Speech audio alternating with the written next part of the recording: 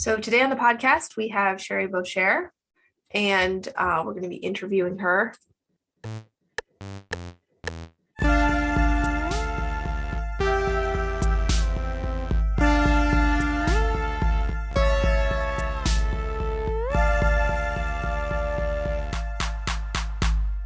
So, Sherry, can you tell us a little bit about your background and how your interest in Title IX developed? Sure. I am a longtime journalist.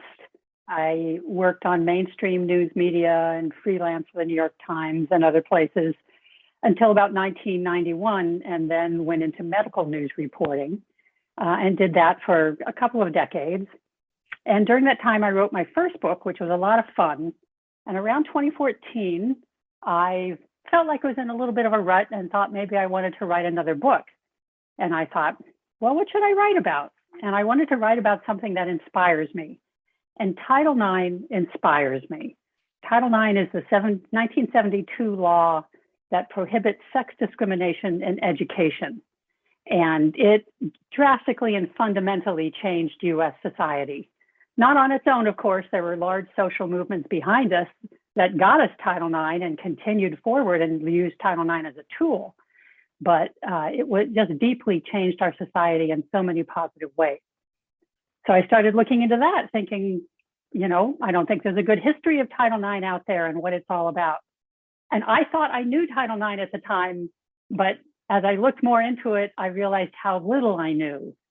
But partly what piqued my interest right then, which was 2014, was we were just starting to get a lot of media coverage about the upsurge in student rebellions over the last decade around sexual assaults on campus. And that was really interesting to me, because for women of my generation, if you ask them if they know Title IX at all, they think, oh, it's a law about sports somehow. Today, if you ask students if they know Title IX, well, if they know it at all, they probably know it as something to do with consent and sexual harassment and assault. So a lot has changed, and Title IX covers so much more than that. So it was a fascinating topic for me to explore. I guess this is a two-part question. What was your experience like growing up female in school, and how was life for girls before Title IX? Oh gosh, night and day. For instance, when I was in high school, I played no sports. I was pretty athletically talented, and I only know that because I played with other kids on my block. We played basketball and volleyball and rode our bikes and all of that. But in school, there might have been a women's tennis team, a girls' tennis team. I can't remember anything else, whereas the boys had all kinds of sports. When I wanted to take a shop class and learn how to do some woodworking, girls just don't do that. That was really frowned upon, and you were actively discouraged from doing that. Meanwhile, I was forced to take home economics, basically cooking, and there were no boys in that class. So everything was very sex segregated. And if you went on to the college level, this was still true. Now, I was in high school 1971 to 1974. So Title IX hadn't even passed until 1972. And once you pass a civil rights law, that's just the beginning. Then you have to write the regulations to implement it. And then once you have the regulations, you have to enforce it. So all three of those steps are crucial. And in those early years of the 1970s, there was a lot of controversy with many laws, like the Civil Rights Act of 1964. It took maybe 6 months to write the regulations. For Title IX, it took 2 years, and then another year of arguing about it before they were finalized. So schools didn't even have to start complying until 1975. But the controversy around it was all about athletics, because as soon as the law passed, and it passed pretty quietly, it's not like this is a big deal and everyone was paying attention. No, it was kind of shoehorned into a much larger education bill. And there was no party when it passed. It has a really fascinating legislative history too that I can go into if you want. But once it passed, then coaches on mostly college football teams heard that it passed and thought, wait a minute, we have to start sharing our resources with girls? What's that about? And they started fighting back, and they tried to get it first not enforced and with no regulations, and they tried to water down the regulations, and all this bickering went on. They did have the regulations in place by 1975, but a lot of schools just kind of threw up their hands saying, we don't know what you're talking about. What do you mean fairness in athletics? How do we do that? Spell it out for us. So the U.S. Office for Civil Rights did. They came out with some more guidance in 1979 that spelled out exactly, if you do this or this or this, we will consider that you are in compliance with Title IX. So that it wasn't, you have to do this, but it's, if you do this, we'll give you a pass. The plan they came up with was actually formed by the college football coaches and the NCAA. It was a compromise from the women's standpoint, and now members at the time had the most creative and innovative thoughts on how do we decide what's fair in athletics, but they were ahead of their time. And so everyone kind of settled on the NCAA version, which turned around and bit them. They regretted coming up with that plan just a couple years later, when, because of Title IX, more women were going to college and getting in and accessing everything that they could. And they quickly became the majority of students in colleges. And once they did that, they had to get even more resources because it was only fair since they were the most students. So they had to get more athletics resources. And the men started complaining that Title IX was robbing them. And those complaints have gone on for decades and decades and decades. Wow. That is, it's inspiring that we've come so far, but it's also really discouraging how much pushback there was. Yeah.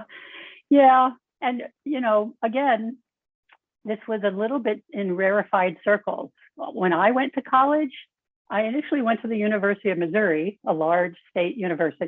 Well, I had thought that I wanted to go to journalism school, and they have a very good J school. Well, I'm sorry to say Missouri and I did not mix. I was figuring out my own sexual identity, and at the time, being bisexual or a lesbian in Missouri just was not an option. So I left. I transferred to a small liberal arts college in Massachusetts called Amherst College. And I went there because they, for the first time, were letting women in. This was 1976 when they first let in their large class of women freshmen, and they accepted a bunch of transfers like myself.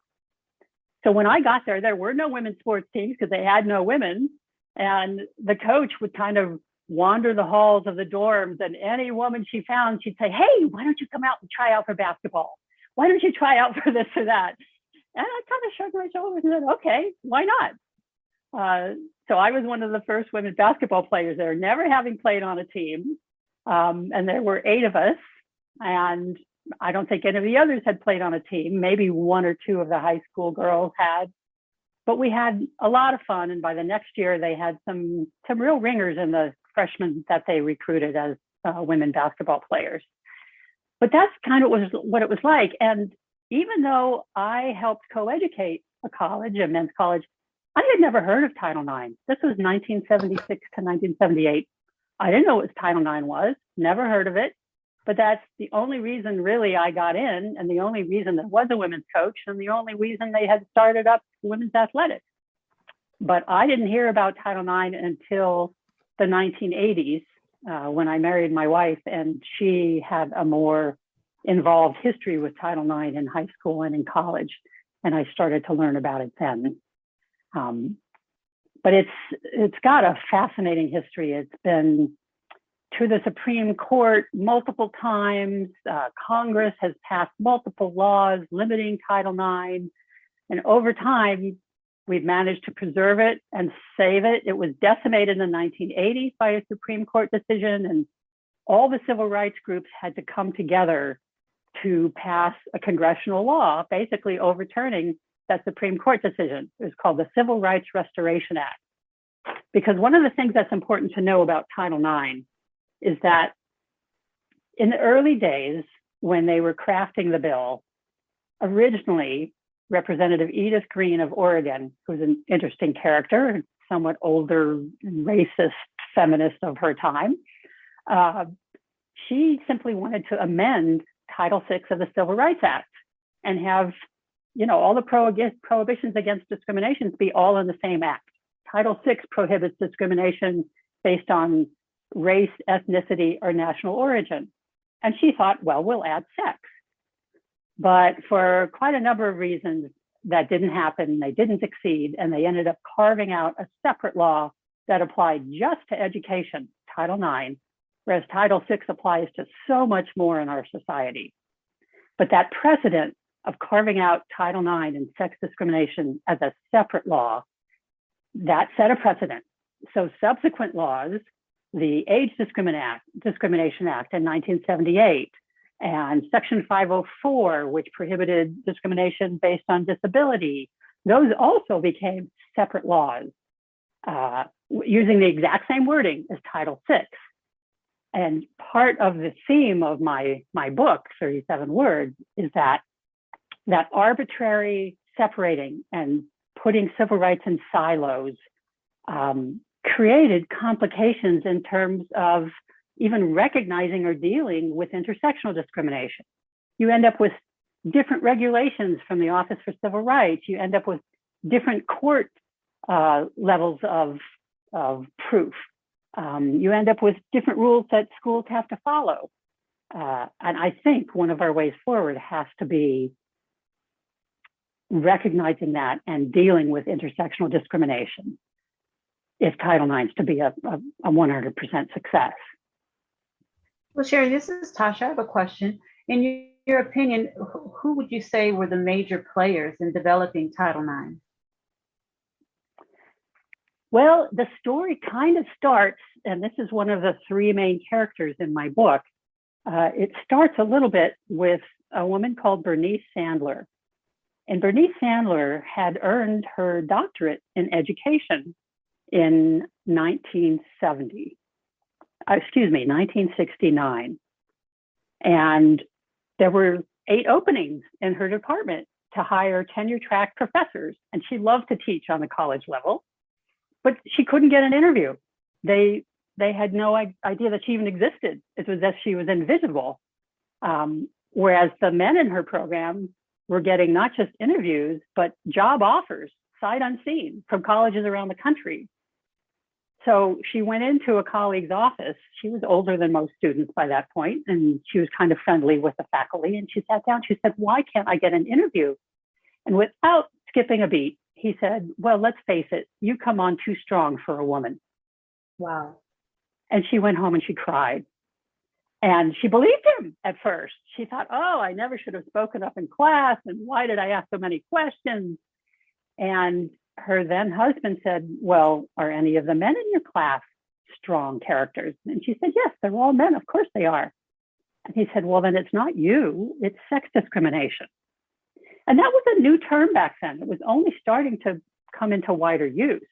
And it took her a few weeks to realize there was something going on here that was bigger than her. So being an academic, she started researching it. She read everything she could find. Her grandmother called this bibliotherapy. If you don't understand something, read everything about it. Ask questions. So she read and she read because she knew in her heart that this was not moral. It wasn't right, but was it legal? And from what she could tell reading, it was all perfectly legal to discriminate against women in academics. I mean, there were some pretty tight quotas on how many women could get into especially graduate programs, but also undergraduate. There were even tighter restrictions on hiring women for academia. And if they did get hired, they were shunted to the lower positions without tenure and with less pay. And as far as she could tell, and I won't go into the details here to bore you with too many numbers, but there were reasons in law why that was legal. There were loopholes in the Civil Rights Act, and it didn't cover certain things, and the Equal Pay Act didn't cover education and professional women, blah, blah, blah.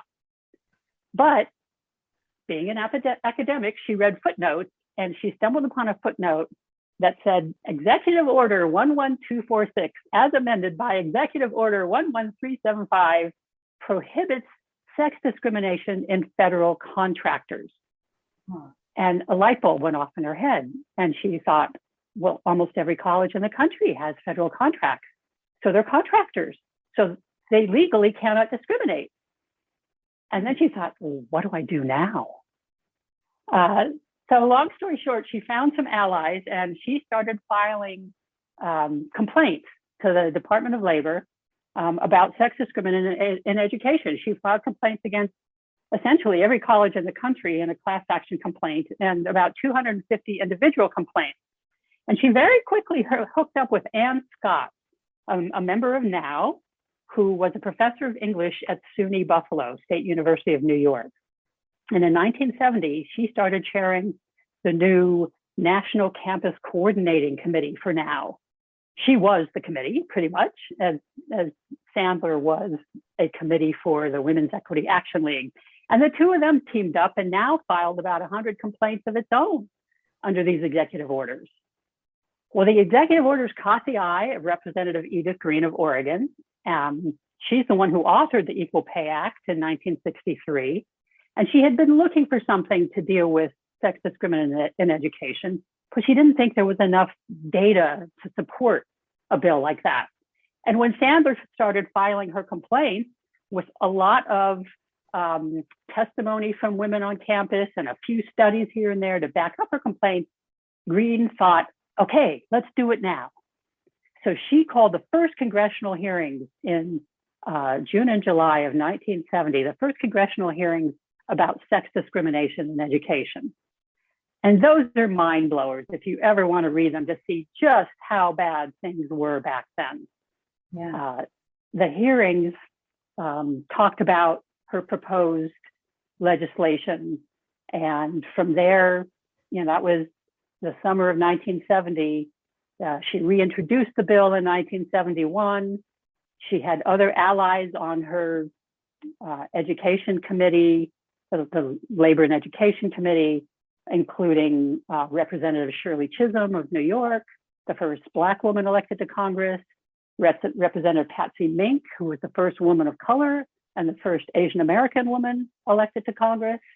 And with the help of some fair-minded men, they finally pushed through Title IX in the House, and Senator Birch Bayh pushed it through the Senate. And in the end, Green ended up voting against the larger bill it was in, and there's a lot of political mishmash and sausage making, as there usually is in Congress. But Title IX did finally pass in June of 1972. It's so inspirational just to see how far we've come. Wow. We really have, and yet, there's so far to go in certain respects. Something like 100 times more girls are playing high school sports than there used to be. I don't have the numbers at my fingertips. They're in my book. And on the college level, there's so many more women playing sports. But you know what? All of those playing slots that go to women, 60% go to white women. And that does not match their proportion of students. So we've made progress under Title IX, and you can look at this in any category, academic hiring and promotion, athletics, sexual harassment and assault. There's been great progress for women as a whole, but people who get left behind more are people in marginalized communities, girls and women of color, queer girls and women, inner city and urban girls, economically disadvantaged ones, disabled girls and women.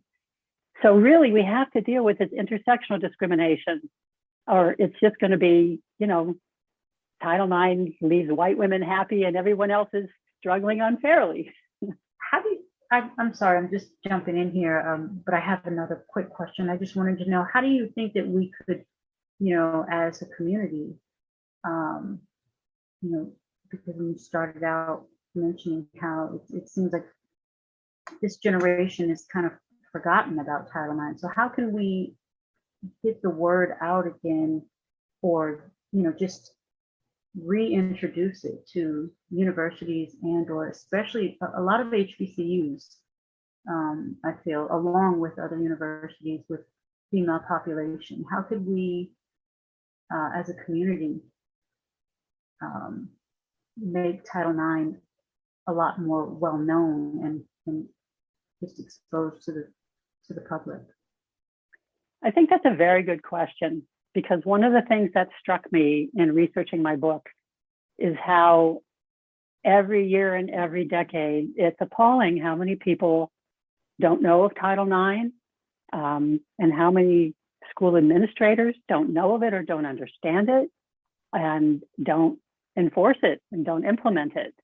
At the same time, Title IX is more popular than ever. And athletics had a lot to do with that. Once a generation of girls had grown up under Title IX and had more access to sports in elementary school and high school and college, then, especially in the 1990s, you started to see, in the 80s and 90s, Olympian athletes taking more medals home with the women. You had the women's soccer team win World Cups twice in the 1990s and draw huge international television crowds, very popular. And keep in mind, all through these years, there were still attacks trying to weaken Title IX and limit its reach. When President George H.W. Bush was, let me back up. When President George W. Bush was elected in 2000, he started a commission to try and weaken Title IX. And they nearly did, but by then Title IX was so popular, there's no way they could get rid of it. And they even turned back the attempt to weaken it. So, especially in athletics, you hear of it more. I mean, right now, March Madness basketball is happening. And you have guys on some of the men's teams wearing practice warm-up shirts that have the words of Title IX on the back. They've become very popular just in the last few days. So every now and then, and every 5 years when there's a Title IX anniversary, the news media sort of trots out these celebratory narratives of how great things are and how much we've improved and how far we've come.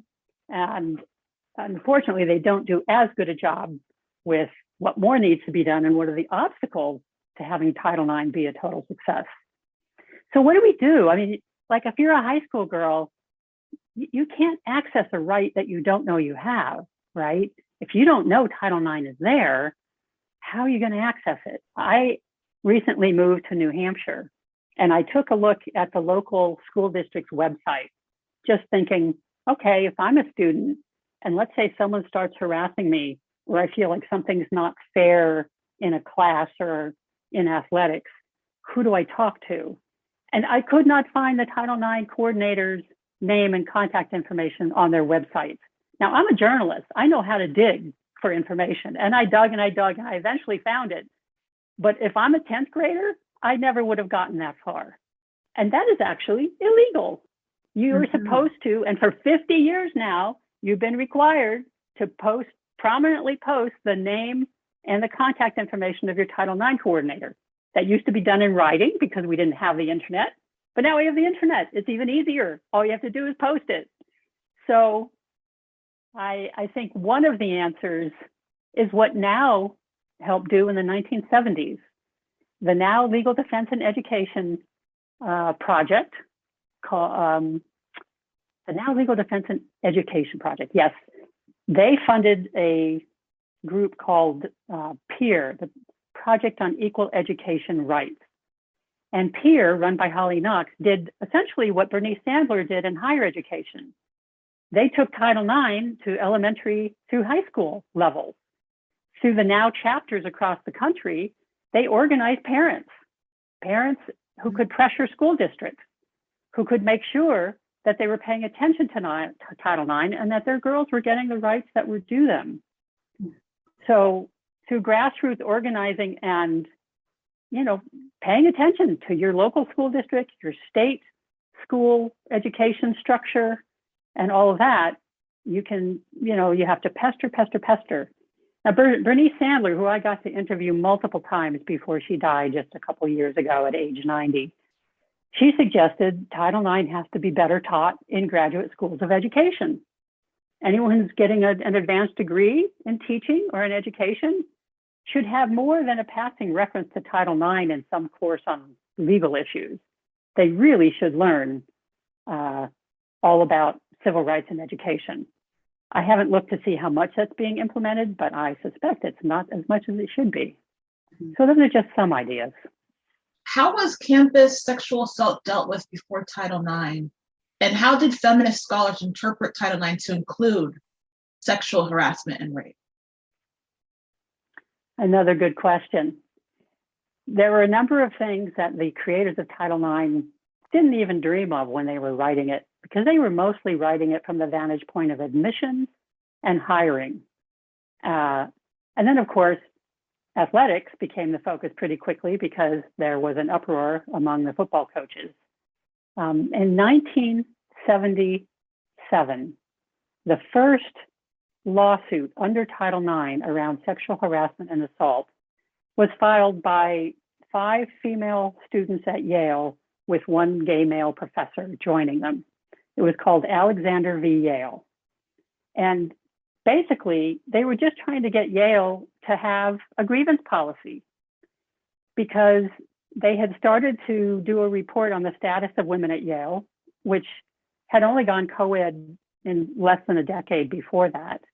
And they were reporting to the Yale board, essentially, on what things were like for women. And they got multiple reports of sexual harassment and rape and sexual assault, often by professors and teaching assistants on students, but also student against student. And if any of these victims who were assaulted complained to another professor, often, every time they were told, you know, it's your problem to sort out. You know, there's really nothing we can do. It wasn't uncommon for that very professor who they complained to turn around and harass them, you know, because there was no central mechanism accepting these complaints. Even the faculty who cared and did pay attention, they didn't know that the faculty member they were hearing about from student A was also being complained about by student B to another professor. So you couldn't piece together these patterns of who were the bad actors. So all the lawsuit was asking for was a grievance policy so that they would start to deal with this issue. Well, a judge pretty quickly threw out all of the plaintiffs on technicalities except one, Pamela Price. She was the only Black woman among the plaintiffs, and they reduced it. They tossed out the whole idea of a grievance procedure, and they tried it as a tort suit. Basically, what harm was done to you? What can you prove in the way of harm? So they reduced it to the word of one young Black student, woman, against a white male professor. Well, guess what? They lost the lawsuit. But because of the notoriety it got and the publicity it got, within just a few years, colleges and universities started adopting sexual harassment policies and grievance procedures. So that was really the beginning. I mean, Pamela Price, by the time the lawsuit ended and she lost, she was in law school herself at UC Berkeley. And she thought to herself, oh, that's it. Title IX is never going to be of any use to anyone. But it was really just the beginning. Pamela Price is also one of the 3 main characters in my book. Bernice Sandler is one, Pamela Price is another, and Diane Milutinovich, who was an athletics administrator at Fresno State University in California. All 3 of them intersected with Title IX throughout their entire lives. And so through them, I tell the story of Title IX so that it's a more interesting read. And early readers have told me it's a page turner, so I think I succeeded on that. Did that answer your question? Yeah, it did. I'm gonna ask one more question. I don't want to block everyone's time. So I guess people are kind of confused on like Title IX in terms of like the court, the pseudo court that, okay, so what is the legal burden or expectations in a regular court versus like a Title IX arbitration or whatever you would call it? There's a really important distinction for people to understand. Courts have two kinds of laws and trials. There's criminal and there's civil. There's civil law and there's criminal law.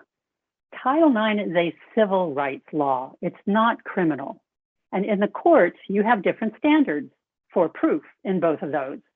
In criminal law, you have to prove beyond a reasonable doubt that something happened and this person did it and they deserve to be punished.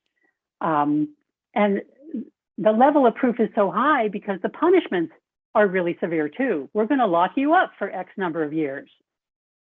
So you don't take away someone's freedom without being really sure or having a lot of safeguards about that. Civil law is different. They're not going to lock anybody up. You might have to make some kind of amends, change your policies, or in the courts, there can be civil lawsuits that involve money, damages. With Title IX, you could not sue for damages until 1991. Even though you could under Title VI and those kinds of discriminations on race, ethnicity, national origin, because Title IX was a separate law, they didn't have that. The only remedy you could have until 1991 was, the school would say it would do better, or it would promise to try to do better. That's all you had. But the Supreme Court in 1991 said, no, Title IX's wording is just the same as Title VI, so they should be able to sue for damages under sex discrimination too. Once you had that right, attorneys took notice because now there's money involved and they could actually get paid for representing someone who faced sex discrimination. So lawsuits zoomed. In Title IX, and right now we've been talking about courts, but you have to realize there's a difference between courts and what's on campus, because the whole point of Title IX is not to find anyone guilty or not guilty like they do in the courts. On campus, the point of Title IX is to make sure you're not denying someone the access to education that they have a right to. So, some people may wonder, well, how does Title IX even apply to sexual assault? And here's what happens.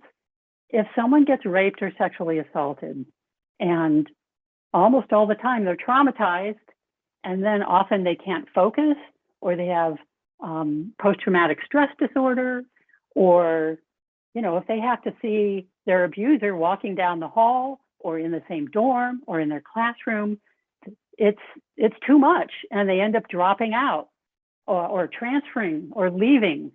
And sometimes they drop out and they still owe the money to the university. So now they're in a financial hole. So the bad effects are all happening on the victim. If the school doesn't deal with that sexual assault, they're discriminating against the victim because all of that's going to happen and they're not doing anything about it. So the point on campus is to decide, here's a complaint about sexual harassment or assault. Is there enough evidence to persuade us that this is more likely to happen than not? It's called a preponderance standard. And as opposed to the criminal, beyond a reasonable doubt, this just means there's a little bit more than a 50% chance that this complaint is true, that this other person did harass or assault them. And if we think it's more likely to be true than not, we have to do something about that. We can't let this victim suffer and drop out. You can find different remedies for that. You can have the perpetrator change classes, change schools, go away for a couple years and come back. Whatever it takes, you can have a no contact order. It's possible the parties, can reach an agreement. Maybe the victim just wants an apology and wants them to understand what happened to them. So there's a lot of different ways to do it, but you have just that preponderance standard of, is it more likely that this happened than not? And if that's the case, you have to help the victim maintain access to their education. I do have a follow-up question. So So if you go through the Title IX, what would you call arbitration? Would you call it, or um, It's a Title IX complaint process. yeah, complaint process? Can you still also do like? Can you also go through a regular, regular Yes. meeting? What you can? Okay. Very good question.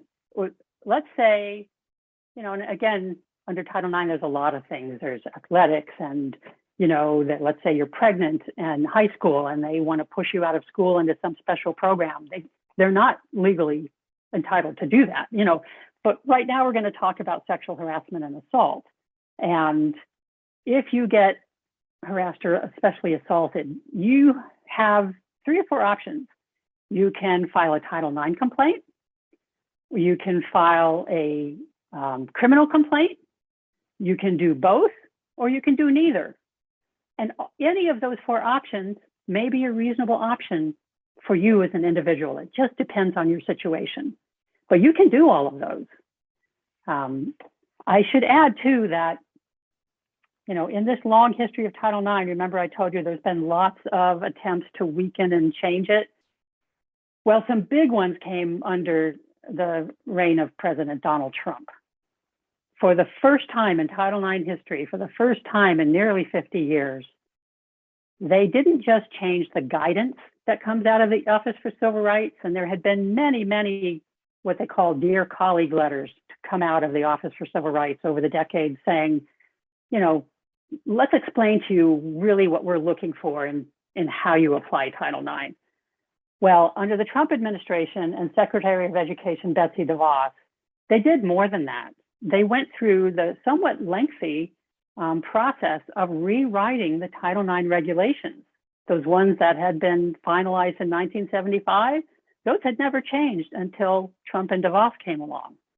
And they did change them to install more trial-like characteristics in how Title IX offices apply the law.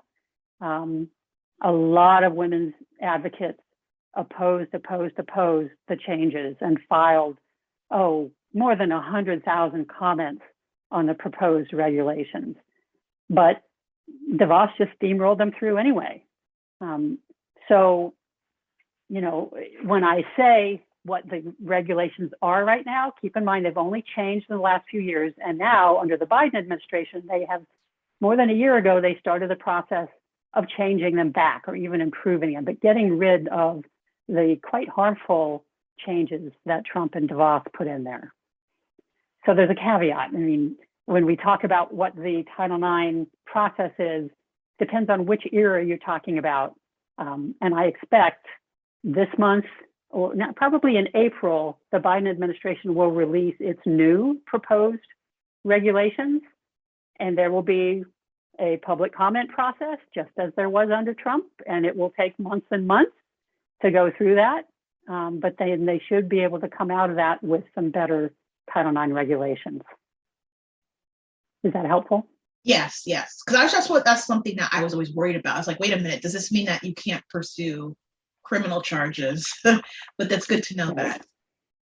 And, some schools try and say, we're not going to open a Title IX investigation until your criminal complaint is dealt with. We're going to leave it to the police to do their job first. That's actually illegal.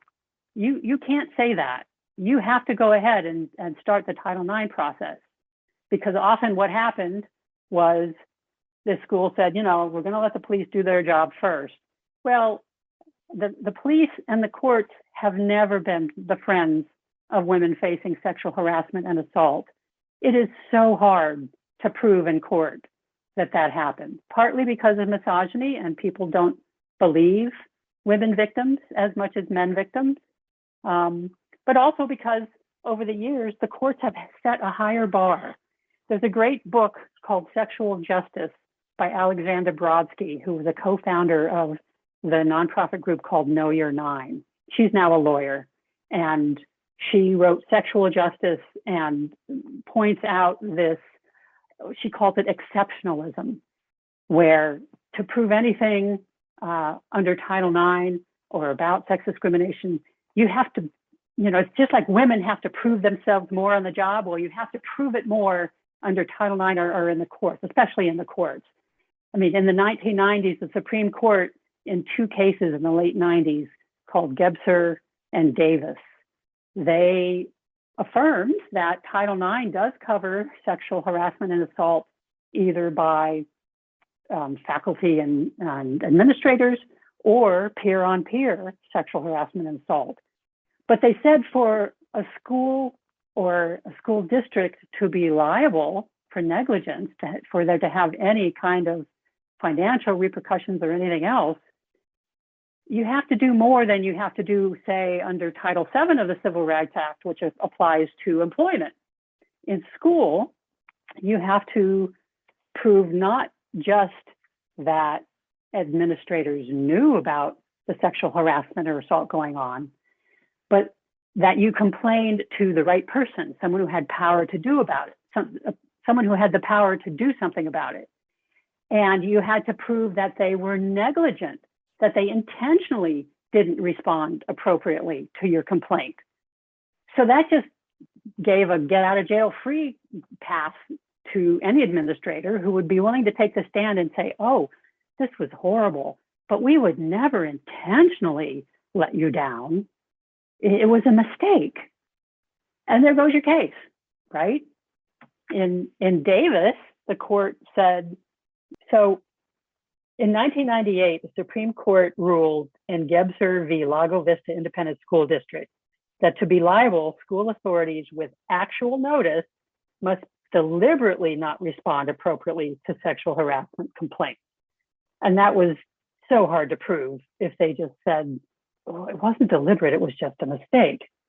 Then in 1999, in Davis v. Monroe County Board of Education, which was a horrible case of a young girl who was harassed repeatedly by a classmate. And the school district did nothing, even though her mother fought for her on so many levels until finally the girl became suicidal. And in the end, the mother called the cops. And in this case, they did arrest the boy and charge him. And then the school district started paying attention. But they set a tougher definition, the Supreme Court did, for harassment. In Title VII of the Civil Rights Act, which applies to employment, harassment is defined as something severe or pervasive enough to create a hostile environment. Well, under Title IX in education, it's not something severe or pervasive enough. It's behavior that's severe and pervasive and objectively offensive and depriving a student of educational opportunities.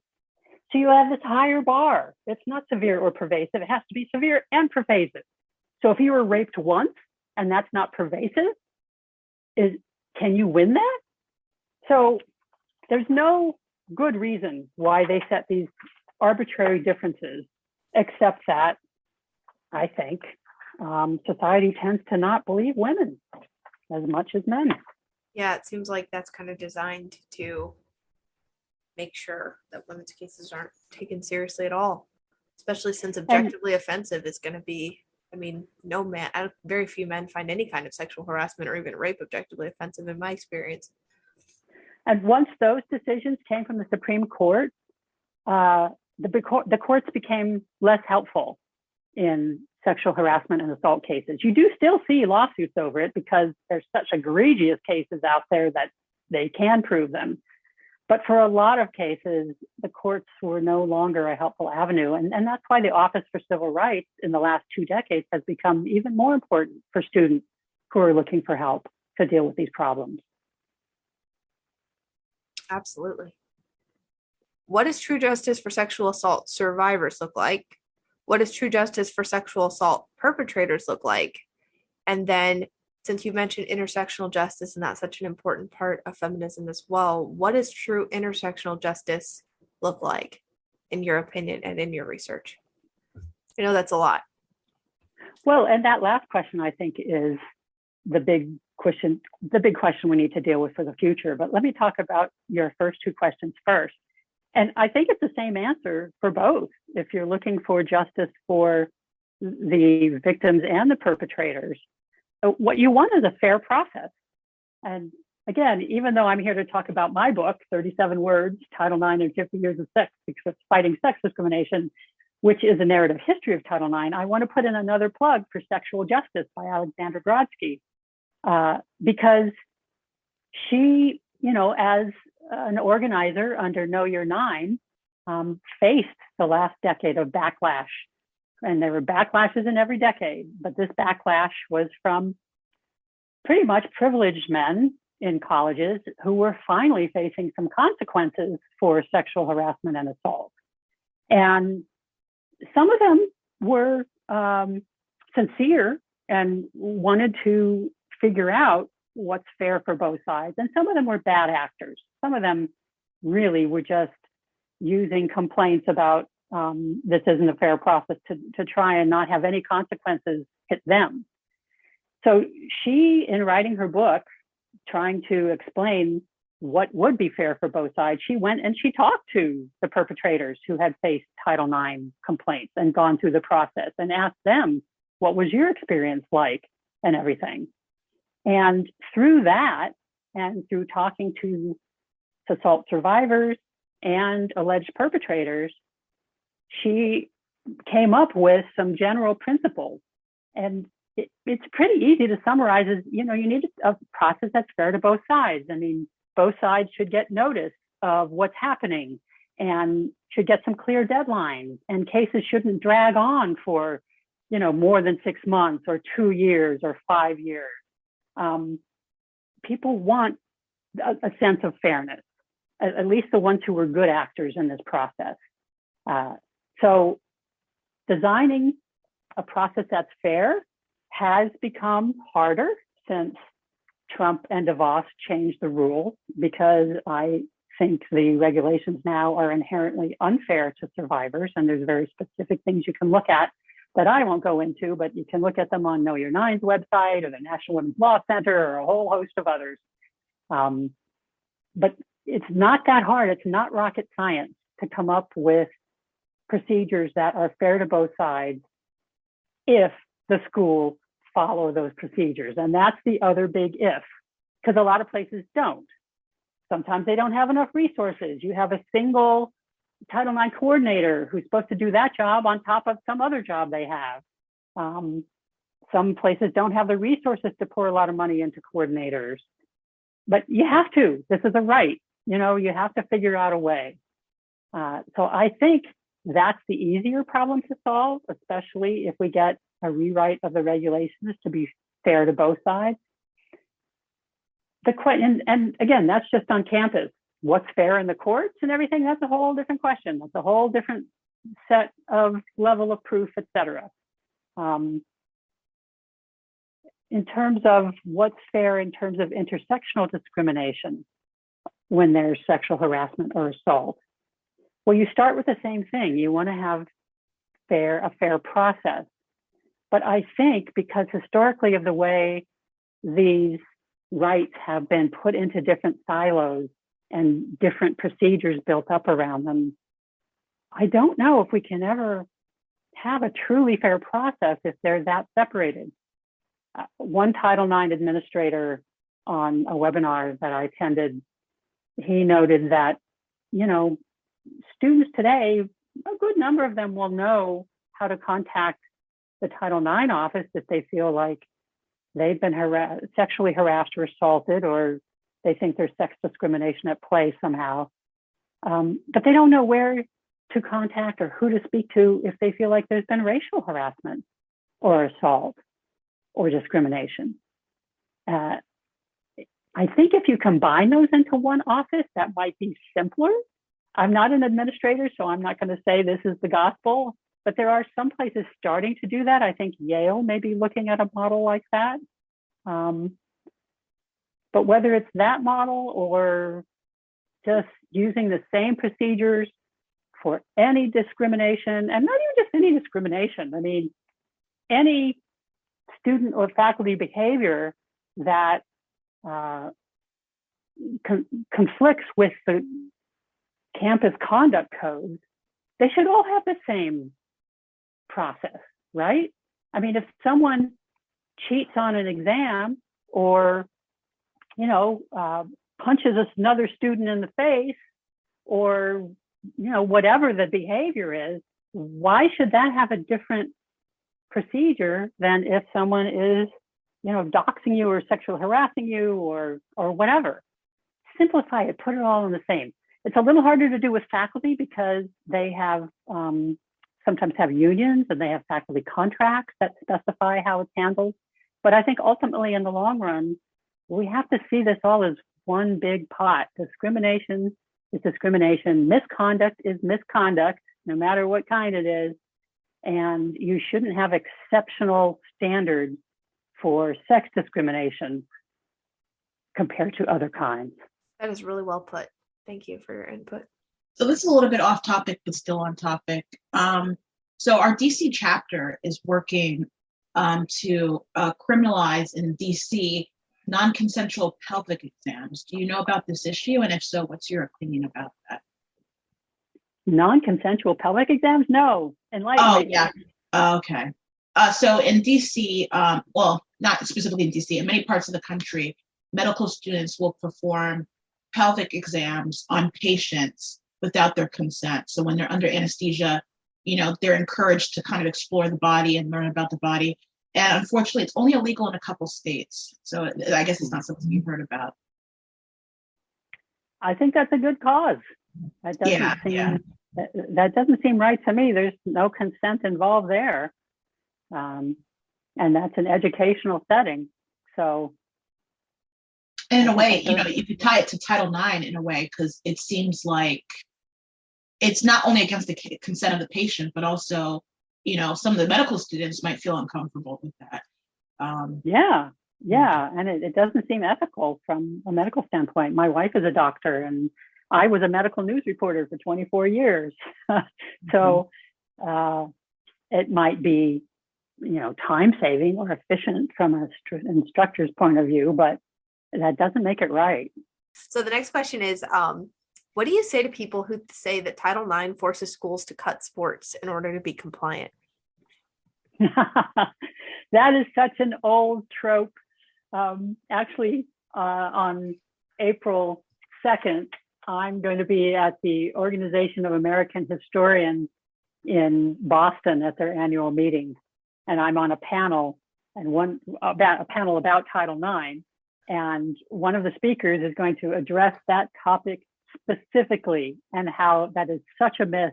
It's never been true. It's still not true. But here's why so many people think that.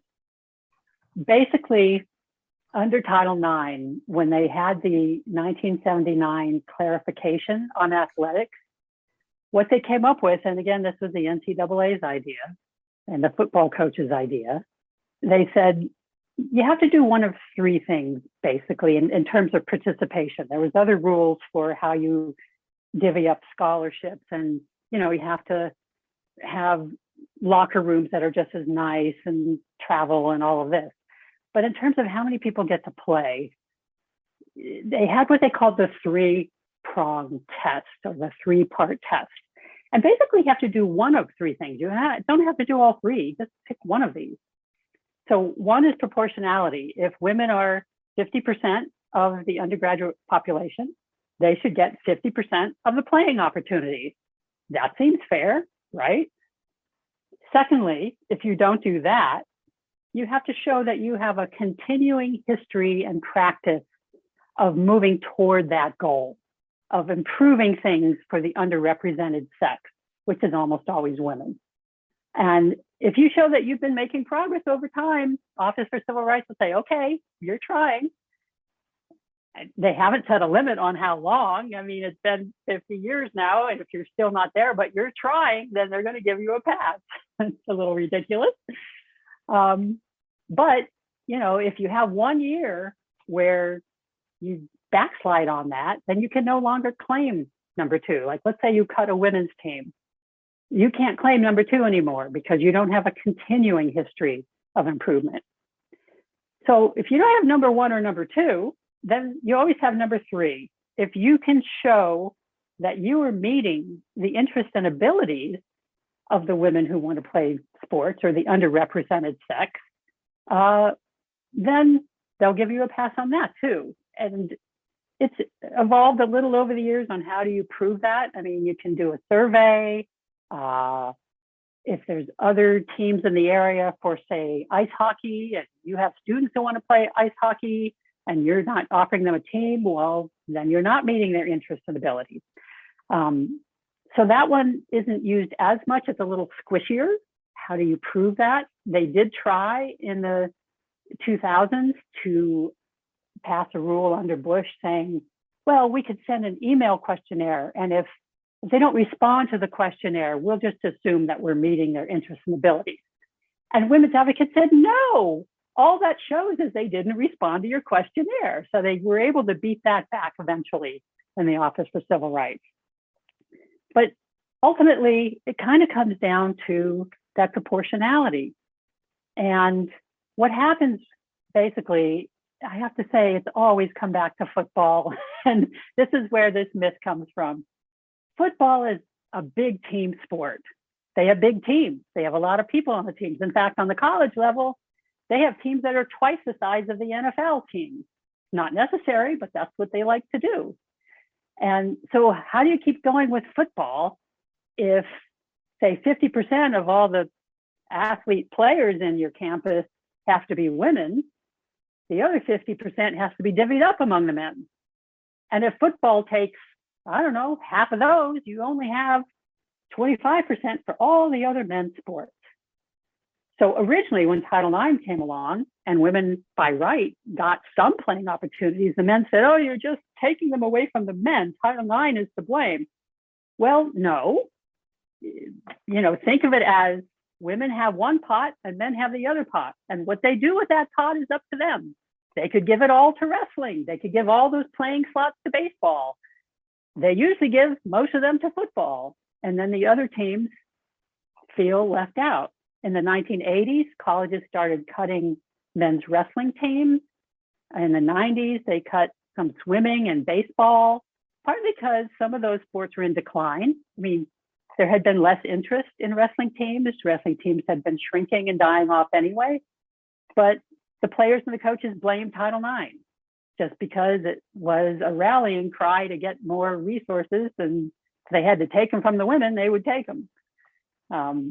But really, so much of it comes down to, if the boys want to play football, they got to work it out amongst themselves.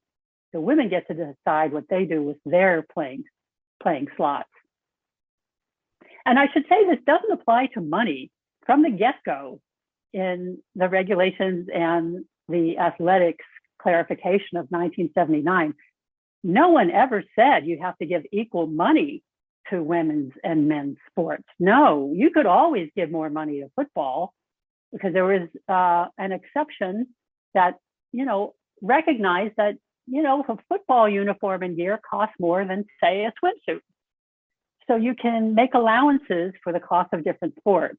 And believe me, colleges throw a lot more money into football than they do to other sports. So we're not even asking for equal money, although I think that would have been the simplest way in the 1970s. It's just people weren't ready for it then. There would have been just a riot on your hands if they tried to do that. And OCR knew they couldn't get that through. But they came up with, a decent amount of money has to go to women, and here's how to figure out the playing slots. But really, the men have to decide what they want to do. Don't blame any cuts in the men's sports on Title IX. Okay, that's really insightful, and that kind of brings to mind a follow-up question about another argument that you hear a lot is that men's football and college brings in so much money to the schools, and women's sports, this is true at the professional level as well, but for women's sports at all levels, there's just less interest in general, and so a lot less money gets brought in. And so how do you think, I understand this is a problem kind of capitalism at its root, but how can has Title IX addressed, kind of that aspect of things, or do you have opinions on kind of how the money plays into this? Yeah, that's another myth that you're stating right there, that men's sports bring in all the money, and without them, there wouldn't be women's sports. And so you can't cut back on men's sports because then we wouldn't have women's sports. This was a big refrain in the 1970s, and the data show otherwise.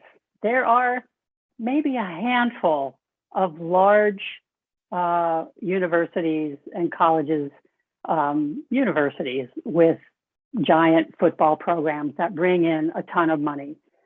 Most of the rest of them, they don't even break even.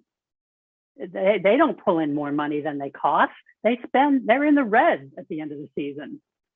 So the idea that as a blanket rule, we should just, not touch football, it doesn't make any sense. But even in those schools where, let's say they pull in, 117 million a year, and running the football program only costs 44 million a year. That's all well and good. You still have to apportion the rest of the money fairly, not even the rest of the money, but all the money fairly.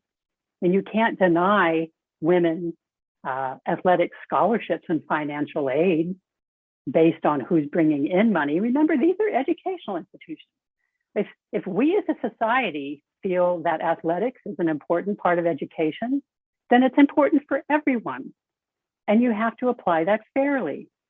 So you have to provide access for everyone to that educational benefit. And society has decided that this is important educationally. Sometimes I tend to disagree, but in general, I think that's a good principle. But the numbers don't add up. There's a scholar named Andrew Zimbalist, Zimbalist, who's done a lot of work in this regard, and he has discredited those comments about, football bringing in all the money. But it's easy to believe that because football's such a popular sport, and yes, the big programs do pull in a lot of money, but most of the programs don't break even.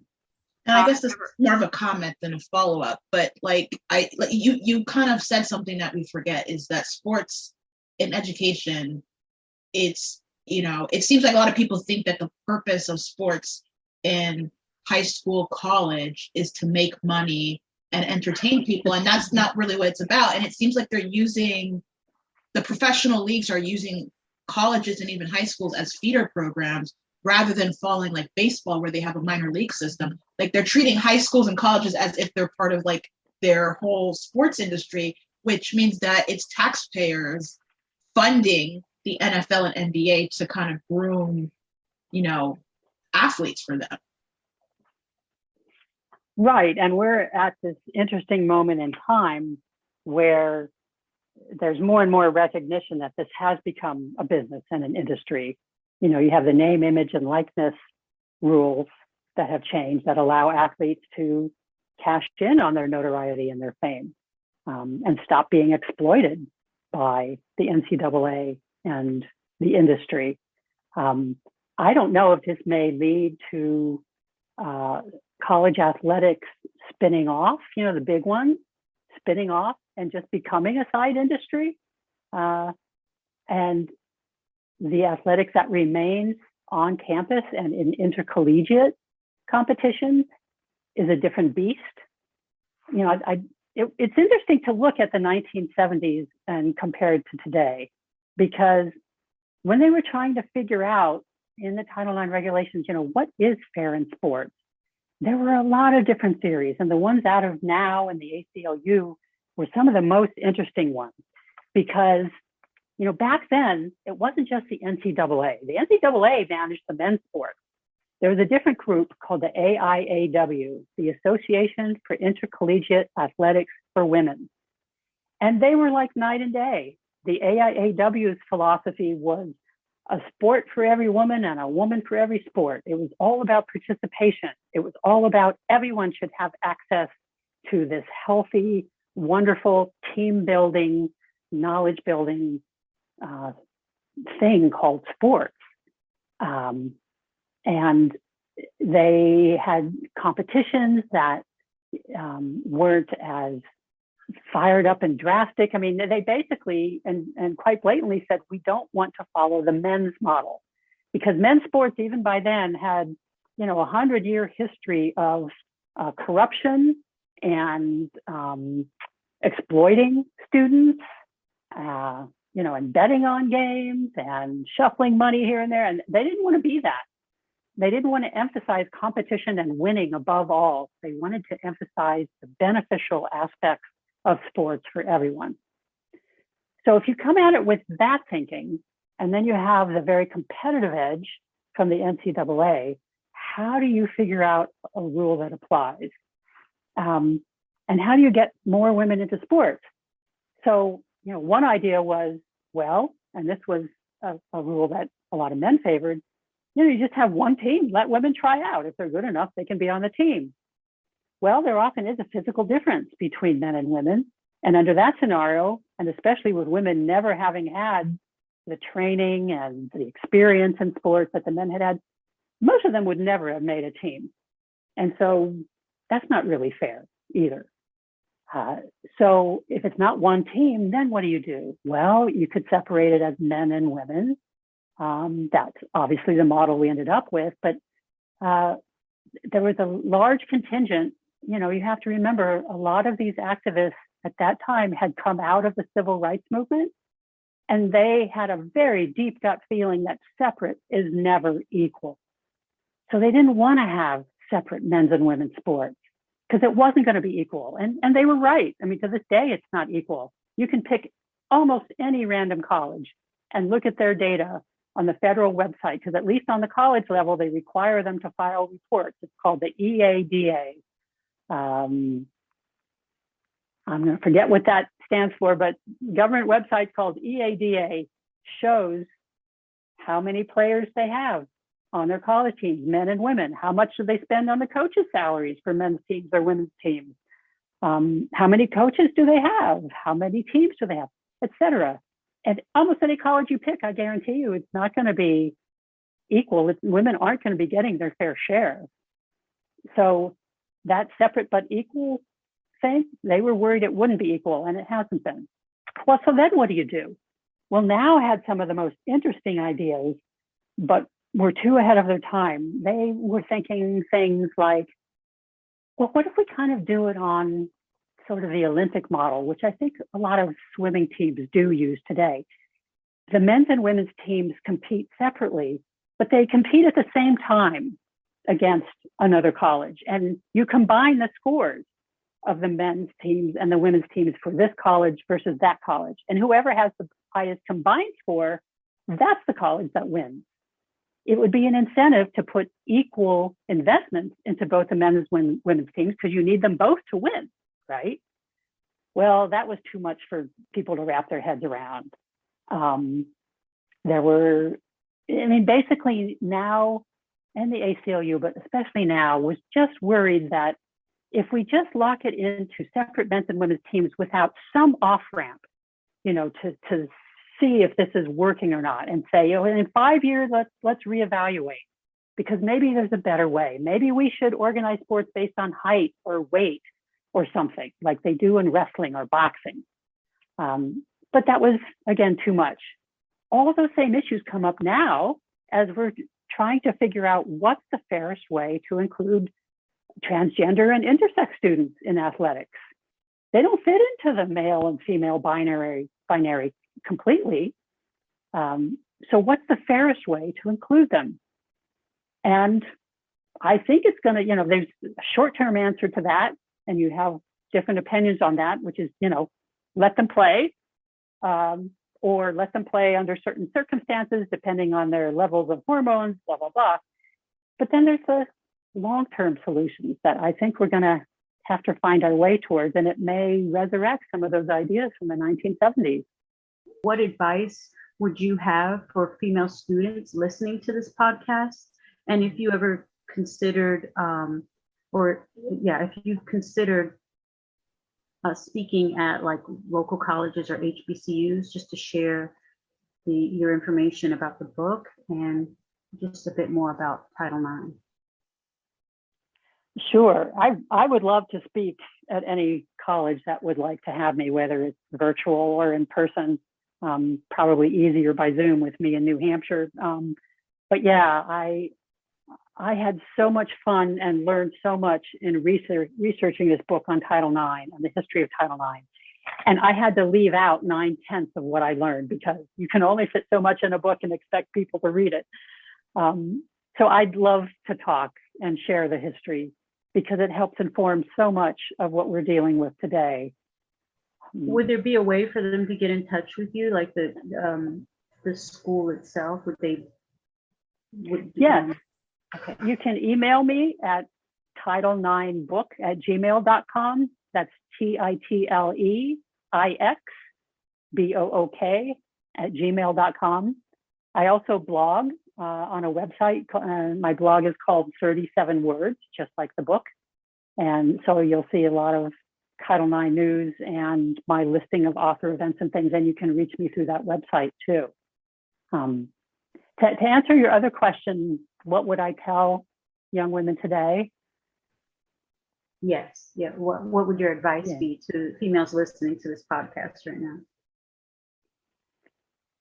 My main piece of advice would be to trust your gut. That's one thing that a lot of women in my generation, including myself, took nearly a lifetime to learn because it was sort of pounded out of us in a young age. Bernice Sandler, one of the characters in my book I talked about, when she grew up, and she grew up in the 1930s and 40s, you know, only boys got to be crossing guards at the school, and only boys got to clean the erasers, and only boys got to refill the inkwells down in the school basement. And she wanted to do all those things, but it was really clear she wasn't going to be able to because she was a girl.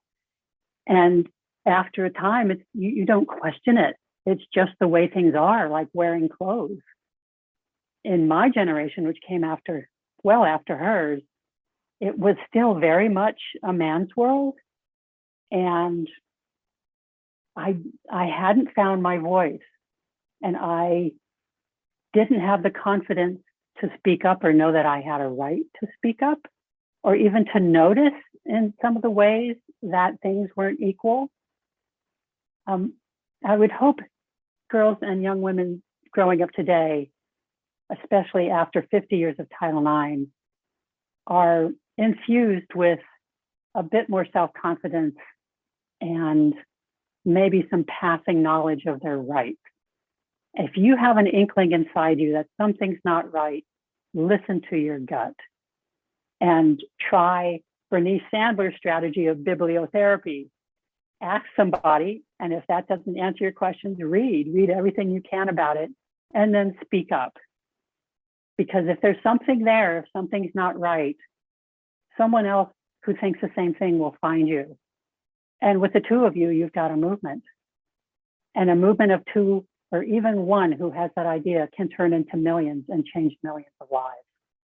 Very powerful. I guess I have a question. What is something about Title IX that most people don't know?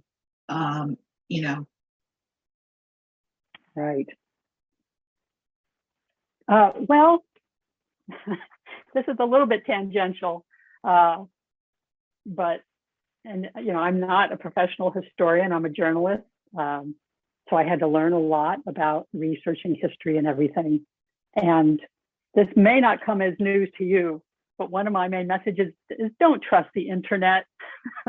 There is so much misinformation on the internet, and some of it very well meaning, but it's wrong. This year in Women's History Month, this March, there were so many posts on social media and in the mainstream media about the origins of Title IX. And so many of them reference Representative Patsy Takemoto Meek as the creator of Title IX. Now, Patsy Mink was a badass.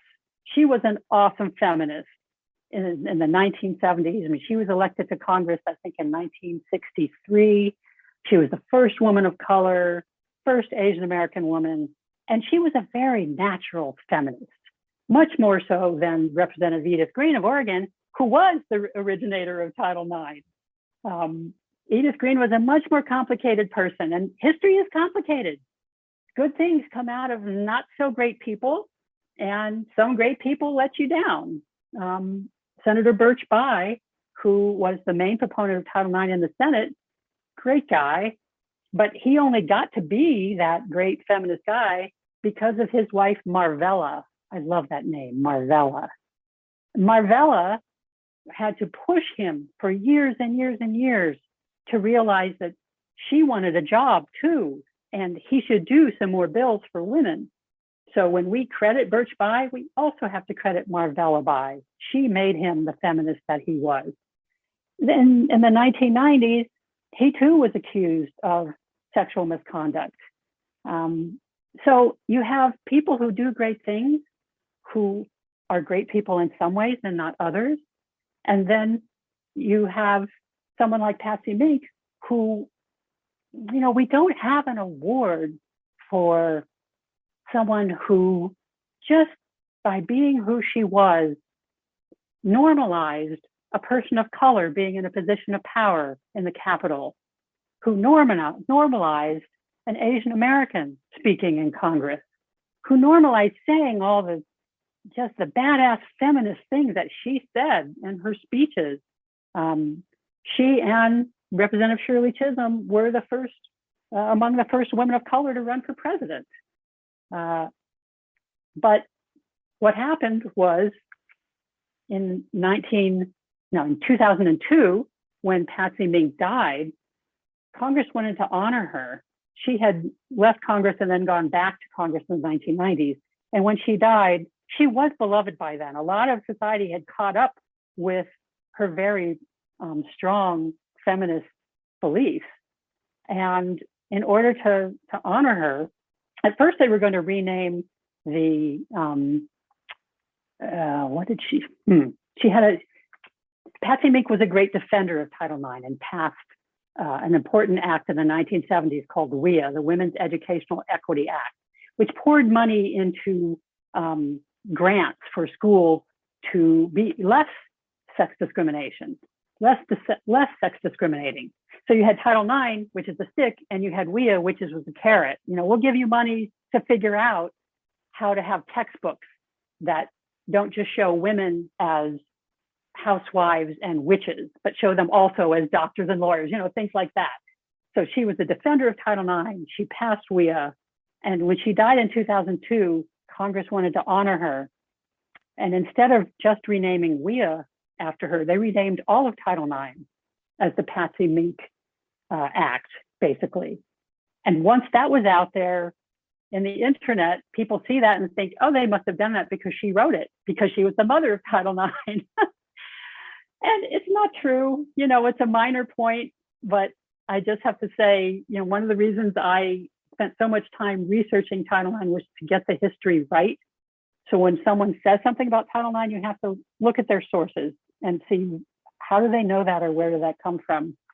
Because that's an innocent mistake a lot of people make.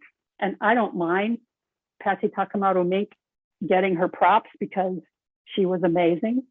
But a lot of people put out misinformation about Title IX under less favorable circumstances. They're actually trying to change perception of Title IX. So just be skeptical of the internet.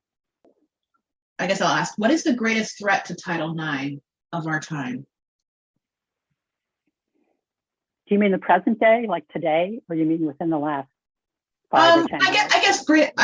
You could however you want to answer it. What is the greatest threat in general? Because I know there's people fighting to change. It might not be this administration in particular, but you know, in the future, or what people want to change about Title IX. What do you consider to be a threat? Well, in the big picture, the biggest threat to Title IX is misogyny, you know, which is still rampant, and male privilege, and you know, just these fundamental understructures of our society that still need to change.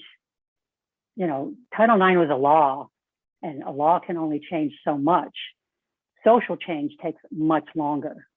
And that's why in my book, I start first with the social movements that brought us Title IX, the civil rights movement, the women's movement, then you have the LGBT queer movement, you have the movement against sexual violence, which goes, you know, way back well before the 70s.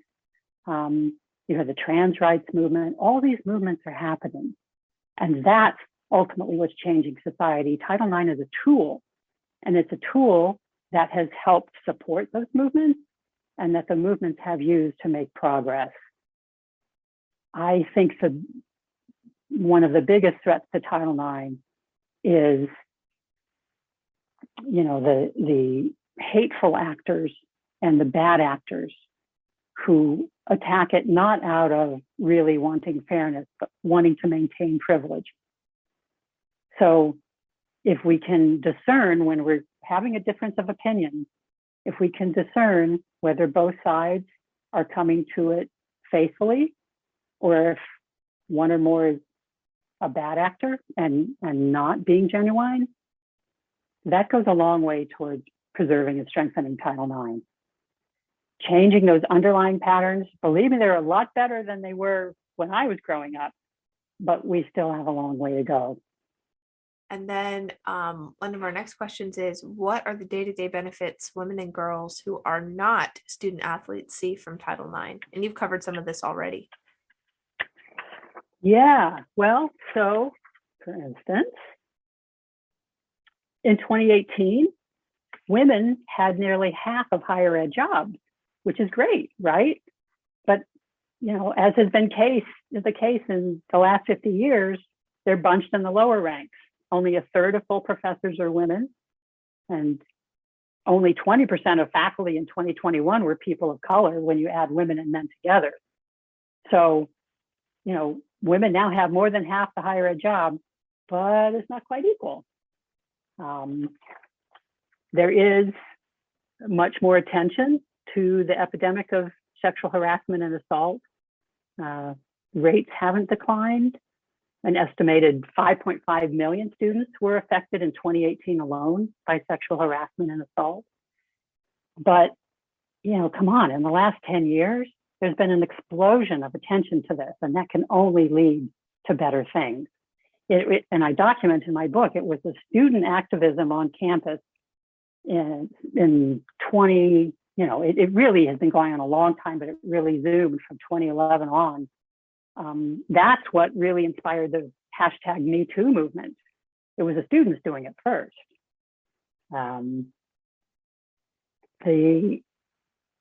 Under Title IX, we have codified some rights for trans students to have the right to use the bathrooms that conform with their gender identities, to not be pushed out of classes, etc.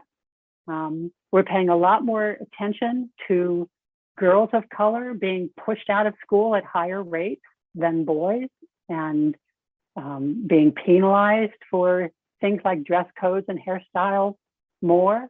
And that's a classic intersectional discrimination, because it's girls of color specifically who are facing that challenge. So a lot more attention is being placed on a lot of this.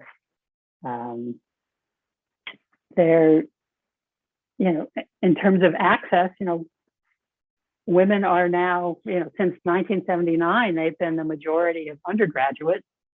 They became a majority of law school and medical school graduates just in the last 5 years. And think of the ramifications for society of all that, of all of this under Title IX. More women getting educated and getting professional degrees. So you have women's perspectives having a bigger impact in schools and colleges and courtrooms and hospitals and politicians' offices and everything. That's a huge gain for society that was cut out just 50 years ago. What are the benefits of full inclusion in athletics for women and girls, would you say? You mean the gains we've made, or when you say full inclusion, do you mean if we actually met the numbers like we're supposed to? In the gains that we've made, I believe that. Yeah. You can look at it in a lot of different ways on, what has access to sports done for girls and women? Well, for one thing, the girls and women who were pushing for access to sports even before we got Title IX they made the case, and it's true. They wanted to play. They had these natural gifts in their bodies. In fact, it was a lot of the fathers who recognized that, who filed the first Title IX lawsuits. They wanted their girls to be able to use that gift and to have the benefits that they had experienced in sports. If you're playing a team sport, you learn teamwork, you learn communication. Now that I did have the chance to play on a team, there is a solidarity that you learn, and you learn to perform not just for yourself, but for your teammates, for a higher purpose. And of course, you can get some of that elsewhere, but not in the same way as moving your body. Access to sports and athletics makes women more confident. It leads to higher incomes. And this is just, they've done various studies. I mean, women and girls who play sports are more likely to get more education, to have higher paying jobs, to have healthier bodies. There's a lot of different benefits you could say. And I think that's true no matter what level of sports you play, because there are disabled students who don't get the access to sports that they should, but more than they used to. And they too find the joy in moving their bodies or playing against people and with people and having those benefits. It's we're social beings. Sports is a social activity as well as a physical one. I think there's a lot of benefits that just used to be denied women that we now have access to. I agree. Thank you. And this is the final question. So this is more about you. What are you working on next? I know obviously it's going to come out soon, and you're going to do promotion for that. But do you know what you're going to write about next? Well, if you'd asked me a few years ago, I would have said my next book is going to be called The Final Days of Football. Because I just, because of the combination of misogyny and exceptionalism and elitism that still runs rampant, and violence and abuse of its players that runs in football, I just don't see how it's sustainable as we move more towards a just society. I mean, if you take head injuries alone, but I decided, nah, I'm not going to do that. Maybe the society isn't ready for it, but I haven't decided on my next book project. The book is just coming out on April 12th, and I would love to see for the next year or two, speaking to students and faculty and book clubs and introducing them to the Title IX that I learned to know and love, because it changed my thinking about so many things, and I think it would with other people too. Well, that's great. Thank you for coming.